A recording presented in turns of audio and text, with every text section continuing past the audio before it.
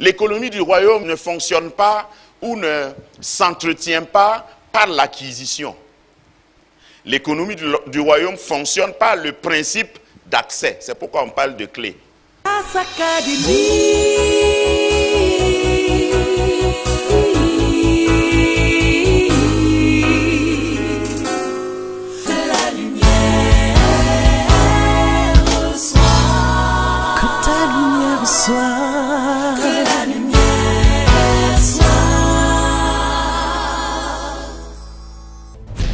L'intention de Dieu depuis la création, en créant l'homme, au fait, n'était pas de créer une église. Jésus est venu pas pour fabriquer des chrétiens.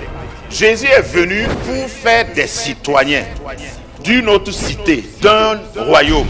Tu es un digne représentante, ambassadeur, plénipotentiel du royaume des cieux. Tu es mandaté par le ciel et tu es équipé pour représenter Dieu, représenter son règne partout. Quand tu te déplaces, tous ceux qui sont sur la route te cèdent le passage. Mais pour pouvoir représenter Dieu, il faut le connaître. Pour le connaître, il faut marcher avec lui. Il faut que tu passes par une transformation de mentalité.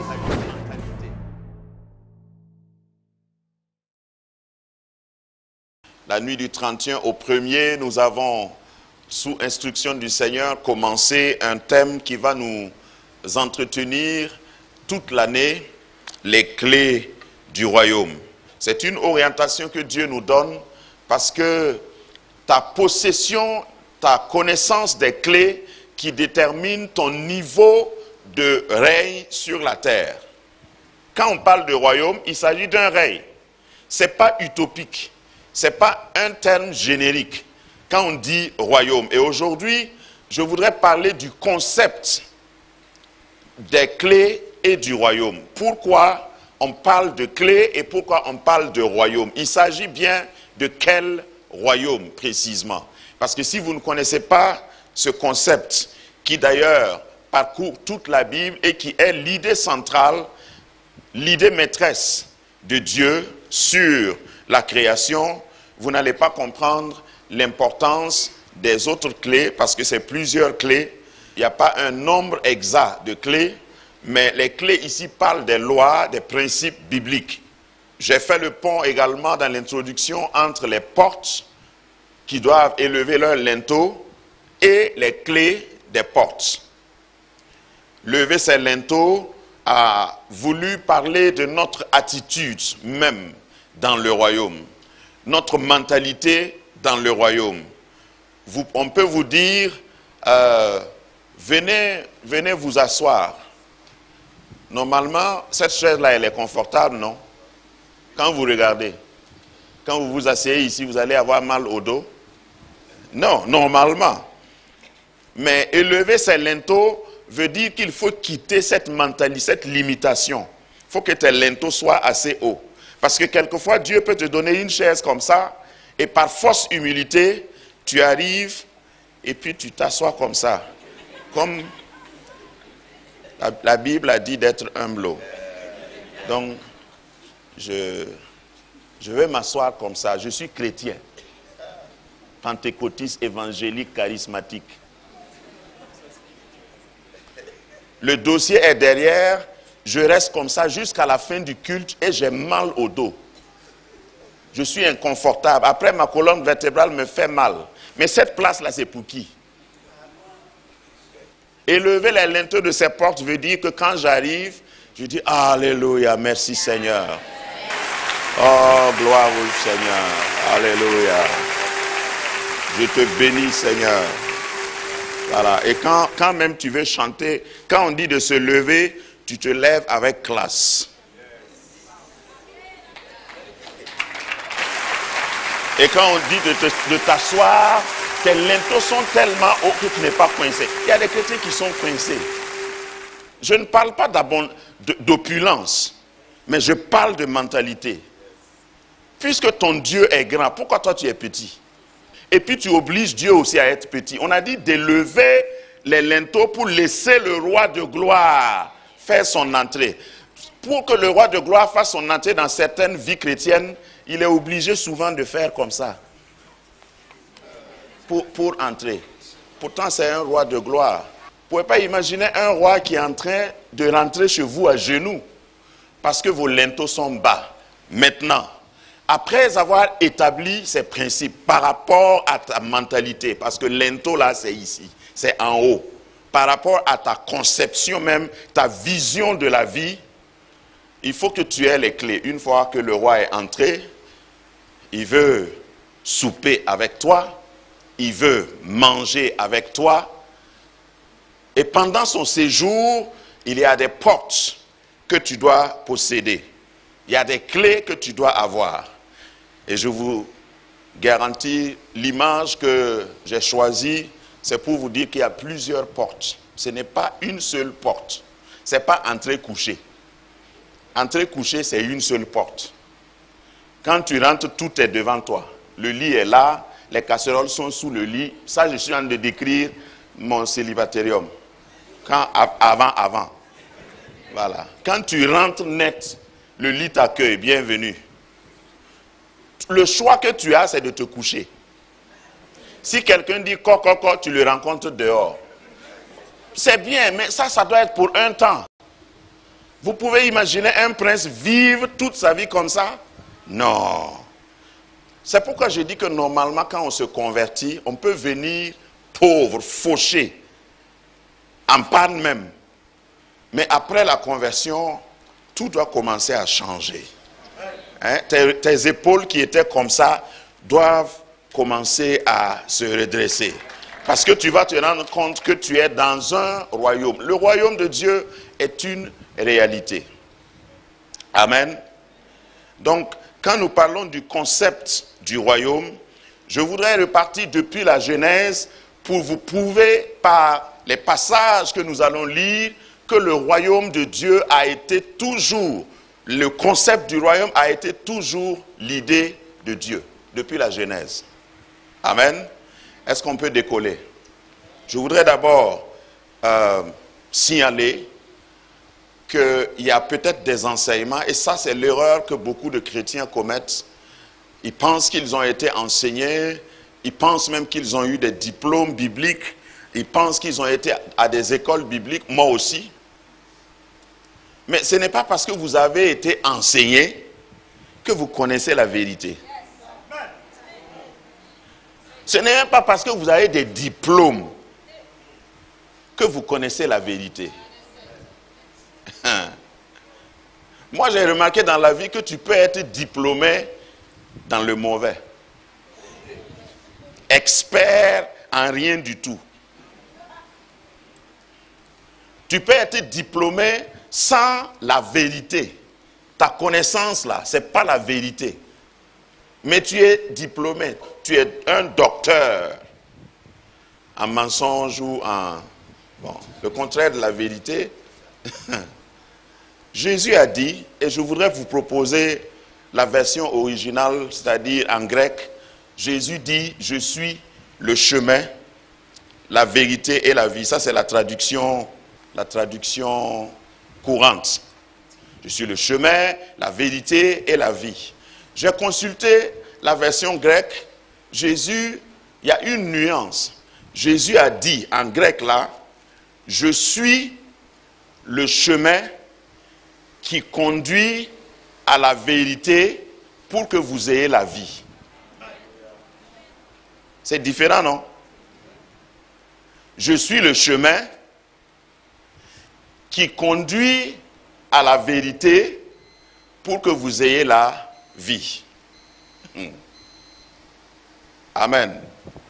Il y a des gens qui prêchent Jésus, mais ça ne conduit pas à la vie. Ce qu'ils disent là, ils appellent ça vérité, mais ça ne conduit pas à la vie. Donc, si tu es dans une classe, quelle que soit la réputation de l'école, tu ne peux pas réfléchir au-delà du cadre de l'école. Tu es un peu formaté. On dit généralement que ton niveau de connaissance dépend de ton professeur et de ton environnement. Nous sommes d'accord. Si tu es dans un quartier pauvre, tu vas penser pauvre. Et si tu as un professeur qui te dit, bon, on a déjà essayé en Afrique ici d'élever les poulets, mais ça ne marche pas.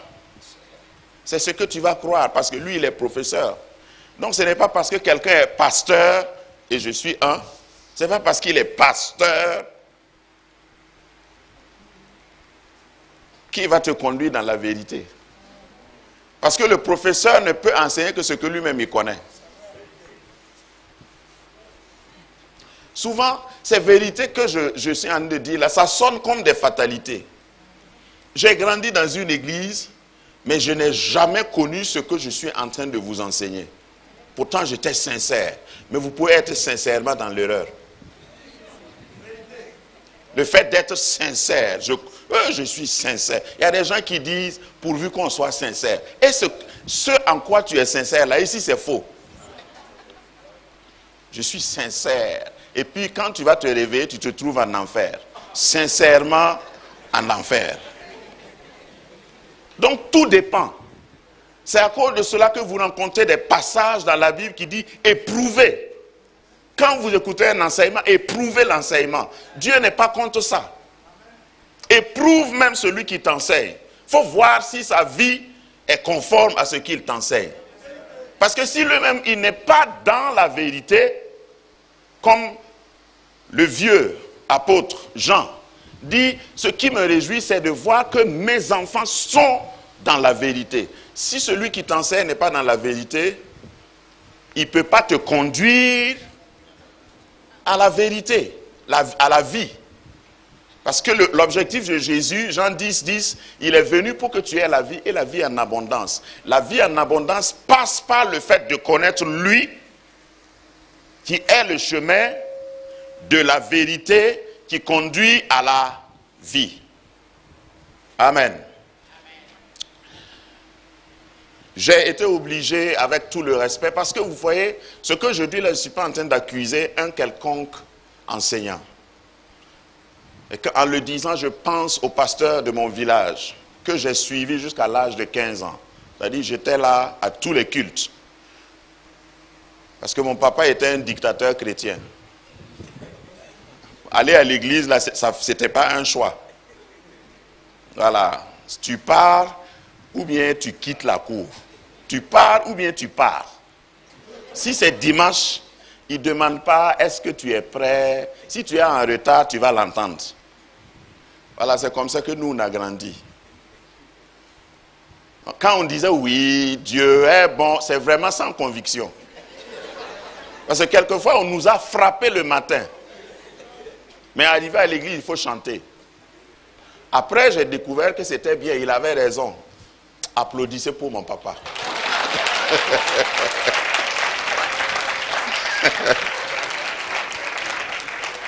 Peut-être que s'il n'avait pas fait comme ça, moi j'allais m'éloigner. Donc c'est un clin d'œil à tous les parents ici. Avant l'âge adulte, si vous donnez, vous savez, il y a des choses qu'on ne demande pas à l'enfant s'il veut. Moi je crois toujours à ça. Allez me dénoncer auprès des organisations de défense de l'enfant, ça c'est votre problème.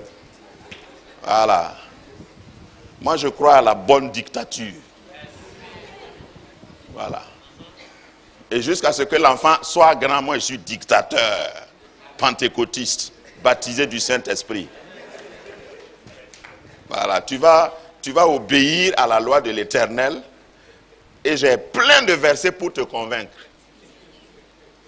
Amen. On ferme cette parenthèse. Sinon, il y en a qui vont faire un sitting après le culte. La Bible n'est pas un livre de religion. La Bible parle d'un roi, d'un royaume, d'une famille royale, d'un gouvernement, d'une constitution et d'une économie. C'est complet pour former et fonder un royaume. C'est ce dont la Bible parle. La Bible ne parle pas d'autre chose que de ça. Si tu viens à l'église pour être religieux, pour connaître des dogmes, des traditions, tu es complètement à côté de la plaque. Grâce Académie, une vision, une plateforme, un cadre d'expression et d'épanouissement pour tout l'homme. Une ambassade du royaume de Dieu, un peuple d'adorateurs, un centre multiracial, une église sans cloison avec pour seule passion vivre la réalité de l'évangile de Jésus-Christ. Grâce Académie, une voix prophétique et une vision pour sa génération. Situé à Ouaga 2000, à 700 mètres de l'ambassade des États-Unis, côté Est. Grâce Académie.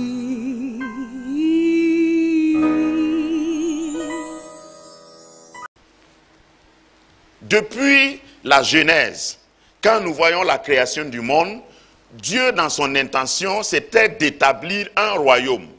Le roi, c'est qui? Aidez-moi. C'est qui? Dieu. Dieu ou Jésus, vous avez raison de dire Jésus. Le royaume, c'est qui? C'est où? Hein? Je m'attendais à cette hésitation. Il y en a qui vont dire c'est le ciel. Vous voyez, c'est là que commence la religion. Les religieux croient que le royaume là, c'est après la mort. Donc si tu vis ici, si tu perds tes dents, tes cheveux, tu perds tes lèvres, c'est pas grave. Quand je vais ressusciter, je vais aller au ciel. C'est ici. Le royaume là, c'est ici. Dis à ton voisin, c'est bien ici. Voilà. Sinon, au ciel, là, c'est quelle clé que toi tu veux avoir pour ouvrir? Tu vas ouvrir quoi? Au ciel, on dit que tu vas résider là où tu as mérité. Et ça même, c'est pour un temps. Parce que dans les dispensations, la dernière, la conclusion, nouveaux cieux et nouvelle terre. C'est pas mieux de t'entraîner maintenant? Puisque la finalité, c'est que Dieu va restaurer, il va recréer les cieux et la terre et nous allons y vivre. Mais ça, c'est tout un enseignement, mais sache que c'est ça la finalité. Donc, si tu croises les bras, dans la portion, j'ai dit que ta vie est une parenthèse dans l'éternité. Dieu t'a donné un petit temps pour que tu viennes sur la terre. Et entre ces la parenthèse ne fait pas la fin de la phrase ou la fin du livre. Quand on donne une parenthèse, c'est juste quelques mots dans la phrase qui expliquent. Au fait, la parenthèse n'est pas la partie la plus importante dans une phrase. Donc ta vie sur terre, là, ce n'est pas la partie la plus importante.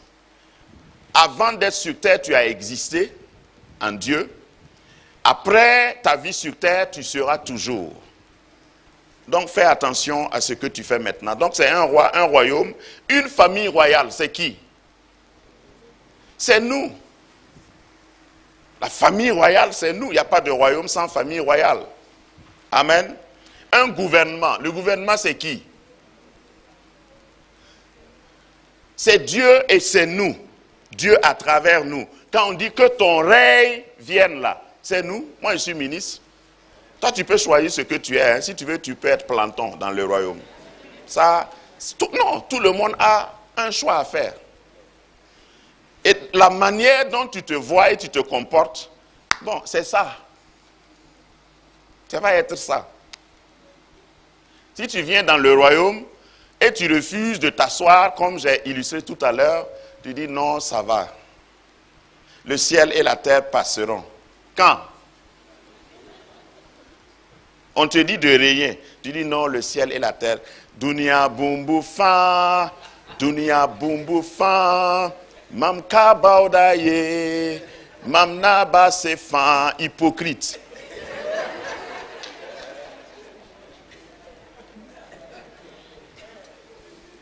Quand tu es assis ici, là, est-ce que tu es nu?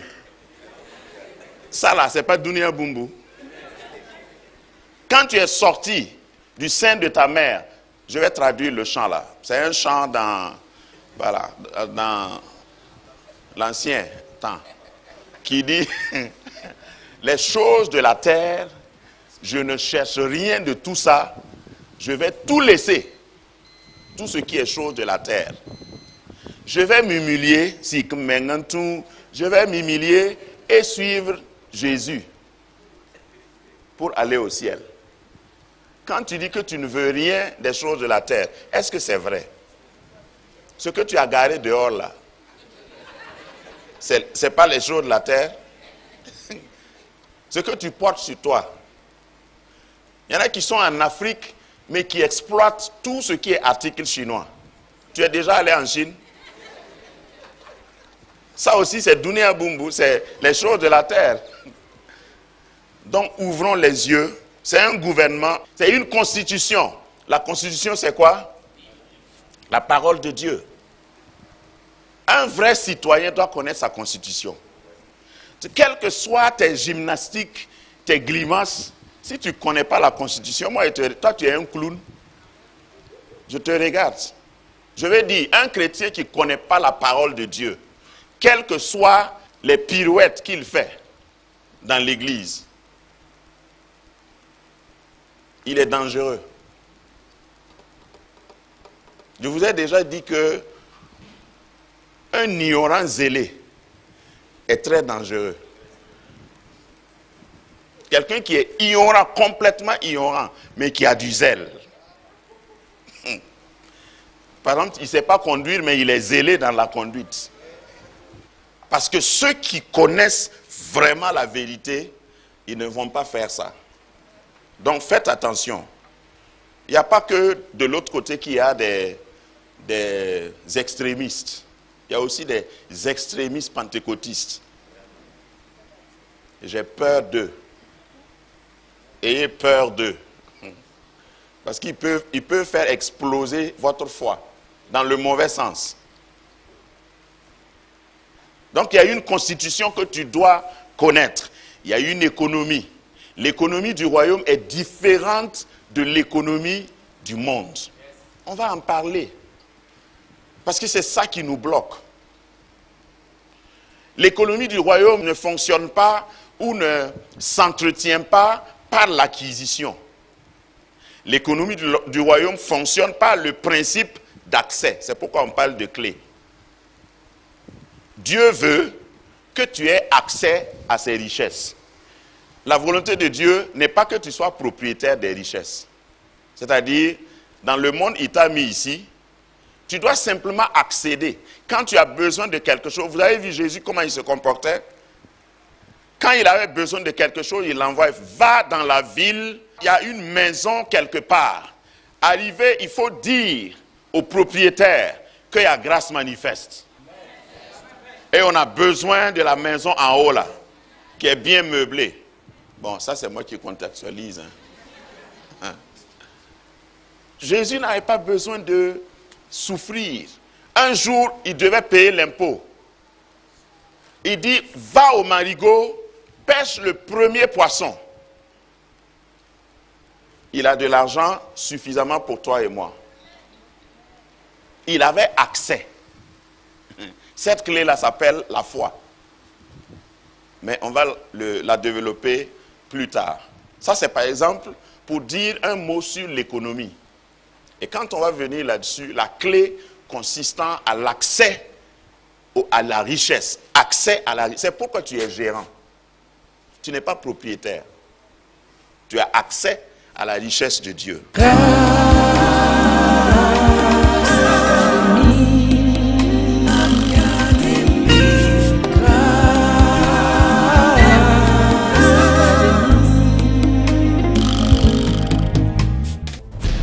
L'intention de Dieu depuis la création, en créant l'homme, au fait, n'était pas de créer une église. Jésus est venu, pas pour fabriquer des chrétiens. Jésus est venu pour faire des citoyens d'une autre cité, d'un royaume. Tu es un digne représentant, représentante, ambassadeur, plénipotentiel du royaume des cieux. Tu es mandaté par le ciel et tu es équipé pour représenter Dieu, représenter son règne partout. Quand tu te déplaces, tous ceux qui sont sur la route te cèdent le passage. Mais pour pouvoir représenter Dieu, il faut le connaître.